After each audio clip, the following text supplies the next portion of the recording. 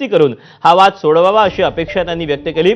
तर हाती शस्त्र घेण्याची भाषा मराठी माणसाविरोधात नव्हती असं स्पष्टीकरण जैन मुनी निलेशचंद्र महाराज यांनी केलं। कबूतरखाने बंद झाल्यापासून 20,000 कबूतर मृत्युमुखी पडल्याचा दावा त्यांनी केला।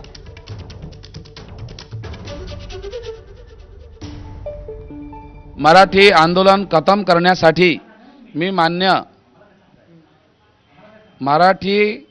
महाराष्ट्रामध्ये मान्य बाळासाहेब ठाकरेजी जे विचार आहेत ते राज ठाकरेंमध्ये आहेत। मी मान्य राजसाहेबांनी विनंती करतो, प्रार्थना करतो, मी त्यांच्यासाठी भेटायची माझी इच्छा आहे।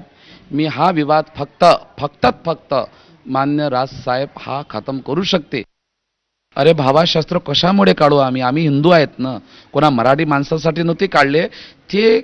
ती आरी कापली होती, ती आरी कशासाठी काढली होती? कारण की जे बंबू बांधलेले होते, बाशे बांधले होते, एकदम एवढे मजबूत होते ते हाताना सुटत नव्हते, पण त्या जीवासाठी दाना टाकण्यासाठी आम्ही ती आरीचा उपयोग केला, तलवारचा उपयोग नाही केला।